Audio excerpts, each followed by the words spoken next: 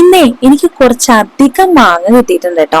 അപ്പൊ ഞാനിത് നല്ലൊരു അടിപൊളി അച്ചാറ് തയ്യാറാക്കാമെന്ന് വിചാരിച്ച് മാങ്ങ ഇതുപോലെ ചെറുതായിട്ട് കട്ട് ചെയ്തെടുത്തിട്ടുണ്ട്. ഇതിലേക്ക് കുറച്ച് ഉപ്പും കൂടി ചേർത്ത് ഒന്ന് മിക്സ് ചെയ്ത് മാറ്റി വെച്ചിട്ടുണ്ട് കേട്ടോ. ഇനി ഒരു മിക്സിയുടെ ജാറിലേക്ക് കുറച്ച് ഇഞ്ചി, കുറച്ച് വെളുത്തുള്ളി, നമുക്ക് അരപ്പ് എത്ര വേണം അതനുസരിച്ച് ചേർത്ത് കൊടുക്കാം കേട്ടോ.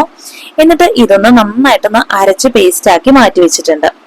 ഇനി ഒരു ചട്ടി അടുപ്പിൽ വെച്ച് ഹീറ്റ് ചെയ്യാം. ഇതിലേക്ക് കുറച്ചധികം നല്ലെണ്ണ ഒഴിച്ചു കൊടുക്കാം. നല്ലെണ്ണ ഞാൻ ചേർത്ത് കൊടുക്കുന്നത് ഇപ്പൊ 1.5 കിലോ മാങ്ങയാണ് ഞാൻ കട്ട് ചെയ്തെടുത്തിട്ടുള്ളത്. അതിനു വേണ്ടിയിട്ട് 150 ml ആണ് ആദ്യം നല്ലെണ്ണ ഒഴിച്ചു കൊടുക്കുന്നത്. അത് നന്നായി ചൂടായി വരുന്ന സമയത്ത് ഇതിലേക്ക് 1 ടേബിൾ സ്പൂൺ കടുകിട്ട് ഒന്ന് പൊട്ടിച്ചെടുക്കുന്നുണ്ട് കേട്ടോ. എളുപ്പത്തിൽ ഉണ്ടാക്കുന്ന ഒരു അച്ചാറിന്റെ റെസിപ്പിയാണ് ഞാൻ ഷെയർ ആക്കുന്നത്. അച്ചാർ പൊടിയാണ് കേട്ടോ ഞാൻ ഇതിൽ യൂസ് ചെയ്തിട്ടുള്ളത്. അപ്പോൾ കടുക് നന്നായിട്ട് പൊട്ടി വരുന്ന സമയത്ത് ഇതിലേക്ക് ഇഞ്ചി വെളുത്തുള്ളി പേസ്റ്റ് ചേർത്ത് കൊടുത്ത് നന്നായിട്ടൊന്ന് വഴറ്റിയെടുക്കാം. ഇത് നന്നായിട്ടൊന്ന് ബ്രൗൺ കളറായിട്ട് വരണം. ഇനി ഇതിലേക്ക് 3 പച്ചമുളക് വട്ടത്തിൽ കട്ട് ചെയ്ത് കൂടി ചേർത്ത് കൊടുക്കുന്നുണ്ട്. എന്നിട്ട് നന്നായിട്ടൊന്ന് ഇളക്കി വഴറ്റിയെടുക്കാം. പിന്നെ ഉണ്ടല്ലോ, ഈ അച്ചാർ ഇടുന്ന സമയത്ത് മാങ്ങ നന്നായി കഴുകി വൃത്തിയാക്കിയ ശേഷം ഒന്ന് വെട്ടി തിളക്കുന്ന വെള്ളത്തിലേക്ക് ജസ്റ്റ് ഒന്ന് ഡിപ്പ് ചെയ്ത് കോരി മാറ്റി വെക്കണം. ഇങ്ങനെ ചെയ്യുകയാണെങ്കിൽ മാങ്ങയുടെ തൊലിപ്പുറത്തുള്ള എന്തെങ്കിലും കീടങ്ങളൊക്കെ ഉണ്ടെങ്കിൽ അതൊക്കെ ചത്തുപോയിക്കോളും. അപ്പോൾ ഈ മാങ്ങ അച്ചാർ ഉണ്ടാക്കുന്ന സമയത്ത് ഒട്ടും കേടാകാതെ കുറെ നാൾ നമുക്കിത് സൂക്ഷിക്കാൻ പറ്റും. ഇങ്ങനെ തിളച്ച വെള്ളത്തിൽ ഡിപ്പ് ചെയ്തെടുത്ത ആ ഒരു മാങ്ങ നമുക്ക് ചെറിയതായിട്ട് തൊണ്ടോടുകൂടി തന്നെ കട്ട് ചെയ്തെടുക്കാം. എന്നിട്ട് അതിൽ ആവശ്യത്തിന് ഉപ്പിട്ട് മിക്സ് ചെയ്ത് മാറ്റി വെക്കാം. എന്നിട്ട് വേണം കേട്ടോ ഈ ഒരു പ്രിപ്പറേഷൻ ഒക്കെ ചെയ്യാനായിട്ട്. വീട്ടിലുണ്ടായ കറിവേപ്പിലയാണ് കേട്ടോ ഞാൻ ഇതിലേക്ക് ചേർത്ത് കൊടുക്കുന്നത്. ഒരു 3-4 തണ്ട് കറിവേപ്പില ഇതിലേക്ക് ചേർത്ത് കൊടുത്ത് മൂപ്പിച്ചെടുക്കാം. ഇഞ്ചി വെളുത്തുള്ളി പേസ്റ്റ് ഈ ഒരു രീതിയിൽ മൂത്ത് വരണം കേട്ടോ. നന്നായിട്ട് കളറ് മാറി വരണം. ആ ഒരു സമയത്താണ് ഞാൻ ഇതിലേക്ക് കറിവേപ്പില ചേർത്ത് കൊടുക്കുന്നത്. ഇനി ഇതിലേക്ക് ഞാൻ ഈസി ആയിട്ട് ഉണ്ടാക്കുന്ന ഒരു അച്ചാറാണ് കാണിക്കുന്നത്. അച്ചാർ പൗഡർ ആണ് കേട്ടോ യൂസ് ചെയ്യുന്നത്. 300 ഗ്രാം അച്ചാർ പൗഡർ ആണ് ഞാൻ ഇതിലേക്ക് ചേർത്ത് കൊടുക്കുന്നത്. ഏത് ബ്രാൻഡിന്റെ വേണമെങ്കിലും ഉപയോഗിക്കാം കേട്ടോ. ഇപ്പൊ ഈ അച്ചാർ പൗഡർ ചേർത്ത് ഫ്ലെയിം ലോയിലാക്കി വെച്ച് നന്നായിട്ടൊന്ന് മൂപ്പിച്ചെടുക്കാം. ഫ്ലെയിം പൗഡർ ചേർത്ത് കൊടുക്കുന്നതിന് മുമ്പ് തന്നെ ഫ്ലെയിം ലോയിലാക്കി വെക്കണം. അപ്പൊ ഞാൻ ഇതില് ബാക്കി 200 ml നല്ലെണ്ണയാണ് എടുത്തു വെച്ചിരുന്നത്. അതിൽ 150 ml ആണ് ഒഴിച്ചു കൊടുത്തിരുന്നത്. അപ്പൊ പൊടി ചേർത്ത ശേഷം എണ്ണ കുറവായി തോന്നിയപ്പോൾ ഞാൻ ബാക്കിയുള്ള 50 ml നല്ലെണ്ണ കൂടി ഇതിലേക്ക് ചേർത്ത് കൊടുത്തിട്ടുണ്ട്.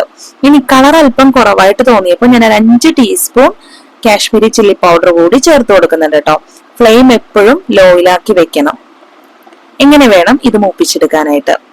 ഇതിപ്പോ നന്നായിട്ട് മൂത്ത് വന്നിട്ടുണ്ട്. ഈ ഒരു സമയത്ത് നമുക്ക് ഇതിലേക്ക് മാങ്ങ കട്ട് ചെയ്തത് കൂടി ചേർത്ത് കൊടുക്കാം. എന്നിട്ട് ഇത് നന്നായിട്ടൊന്ന് മിക്സ് ചെയ്തെടുക്കണം കേട്ടോ. ഞാൻ നേരത്തെ പറഞ്ഞ പോലെ ഫ്ലെയിം എപ്പോഴും ലോയിലാക്കി വെക്കണം. മാങ്ങ ഒന്ന് ചൂടായി കിട്ടിയാൽ മാത്രം മതി കേട്ടോ. ഹൈ ഫ്ലെയിമിലിട്ട് ഓവർ കുക്ക് ആക്കി എടുക്കരുത്. ലോ ഫ്ലെയിമിലിട്ട് ജസ്റ്റ് ഒന്ന് ചൂടാക്കി എടുത്താൽ മാത്രം മതി. ഇത് നല്ല രീതിയിൽ ഒന്ന് മിക്സ് ചെയ്തെടുക്കാം. എന്നിട്ട് ഉപ്പ് ഒന്ന് ചെക്ക് ചെയ്ത ശേഷം വേണമെങ്കിൽ ഉപ്പ് ചേർത്ത് കൊടുക്കാം. ഇപ്പൊ ഞാനിത് ഉപ്പ് ചെക്ക് ചെയ്തപ്പോ കുറച്ച് ഉപ്പ് കുറവായിരുന്നു. അപ്പൊ ഞാൻ കുറച്ചുകൂടി ഉപ്പ് ചേർത്ത് കൊടുക്കുന്നുണ്ട് കേട്ടോ. ലോ ഫ്ലെയിമിലിട്ട് ഇത് നല്ല രീതിയിലൊന്ന് മിക്സ് ചെയ്തെടുക്കാം. ഇങ്ങനെ നന്നായിട്ട് മാങ്ങ ഒന്ന് ചൂടായി വരണം. അപ്പൊ മാങ്ങ നല്ല രീതിയിൽ ഒന്ന് ചൂടായി വരുന്ന സമയത്ത് ഇതിലേക്ക് ആവശ്യത്തിന് വിനാഗിരി കൂടി ചേർത്ത് കൊടുക്കാം. നമുക്ക് എത്ര ഗ്രേവി വേണോ അതനുസരിച്ച് വിനാഗിരി ചേർത്ത് കൊടുക്കാവുന്നതാണ് കേട്ടോ. അപ്പൊ ഞാൻ ഇതില് കുറച്ച് ഡ്രൈ ആയിട്ടുള്ള അച്ചാറാണ് ഇടുന്നത്. ഒരുപാടങ്ങ് കുറച്ച് തിക്ക് ഗ്രേവി ആയിട്ടുള്ള അച്ചാറാണ് റെഡിയാക്കി എടുക്കുന്നത്. അപ്പൊ അതുകൊണ്ട് ഒരുപാട് വിനാഗിരി ചേർത്ത് കൊടുക്കുന്നില്ല.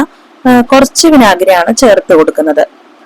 നിങ്ങൾക്ക് ഗ്രേവി കുറച്ച് അധികം വേണമെന്നുണ്ടെങ്കിൽ കുറച്ചുകൂടി വിനാഗിരി ചേർത്ത് കൊടുത്ത് ലൂസാക്കി എടുത്താൽ മതി.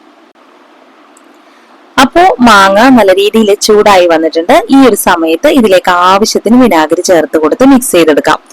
ഫ്ലെയിം ഓഫ് ചെയ്യുന്നതിന് തൊട്ട് മുമ്പായിട്ട് വേണം വിനാഗിരി ഇതിലേക്ക് ചേർത്ത് കൊടുക്കാൻ. അങ്ങനെ മാങ്ങ നല്ല രീതിയിൽ ഒന്ന് ചൂടായി വരുന്ന സമയത്ത് ഇതിലേക്ക് വിനാഗിരി ചേർത്ത് കൊടുക്കാം. കുറേശ്ശെയായി ചേർത്ത് കൊടുത്ത് നന്നായിട്ടൊന്ന് മിക്സ് ചെയ്തെടുക്കാം. നമുക്ക് എത്ര ഗ്രേവി വേണോ അതനുസരിച്ച് ചേർത്ത് കൊടുക്കാം. ഞാൻ ഈ ഒരു അളവിലാണ് കേട്ടോ ചേർത്ത് കൊടുത്തിട്ടുള്ളത്. കുറച്ച് തിക്കായിട്ടുള്ള ഗ്രേവി കിട്ടുന്ന ടൈപ്പിലാണ് വിനാഗിരി ഇതിലേക്ക് ചേർത്ത് കൊടുത്തിട്ടുള്ളത്. ആവശ്യത്തിന് വിനാഗിരി ചേർത്ത് നന്നായി മിക്സ് ചെയ്തെടുത്ത ശേഷം ഫ്ലെയിം ഓഫ് ചെയ്യാം. പിന്നെ ഇതിൽ പ്രത്യേകം ശ്രദ്ധിക്കേണ്ട കാര്യം, അച്ചാറ് നന്നായിട്ട് ചൂടാറിയ ശേഷം വേണം ഇത് ഒരു ഗ്ലാസ് ബോട്ടിലേക്ക് മറ്റും മാറ്റാനായിട്ട്. നന്നായി ചൂടാറിയ ശേഷം ഒരു ഗ്ലാസ് ബോട്ടിലേക്ക് മാറ്റാം. അപ്പോൾ ഗ്ലാസ് ബോട്ടില് നന്നായി കഴുകി വൃത്തിയാക്കിയ ശേഷം വെയിലത്ത് വെച്ച് ഉണക്കിയ ഒരു ഗ്ലാസ് ബോട്ടിലാണെങ്കിൽ അത്രയും നല്ലത്. ഒട്ടും വെള്ളത്തിന്റെ അംശമില്ലാതെ നന്നായിട്ട് ഉണക്കിയെടുത്ത ഒരു ഗ്ലാസ് ബോട്ടിലേക്ക് നന്നായി ചൂടാറി കിട്ടിയ അച്ചാറ് എടുത്തു വെക്കാം. അപ്പോൾ ഇത് കുറേ നാള് കേടുകൂടാതെ നമുക്ക് സൂക്ഷിക്കാൻ പറ്റും. ഇനി നമ്മളിത് ഫ്രിഡ്ജിലാണ് സൂക്ഷിക്കുന്നതെങ്കിൽ ഒരുപാട് കാലം കേടുകൂടാതെ നമുക്കിത് യൂസ് ചെയ്യാൻ പറ്റും. ഫ്രണ്ട്സ്, അപ്പോൾ നിങ്ങൾക്ക് ഈ വീഡിയോ ഇഷ്ടപ്പെട്ടാൽ ലൈക്ക് ചെയ്യാൻ മറന്നു പോകരുത്. നല്ല വീഡിയോസ് ആയിട്ട് ഇനിയും വരാം. Thank you for watching.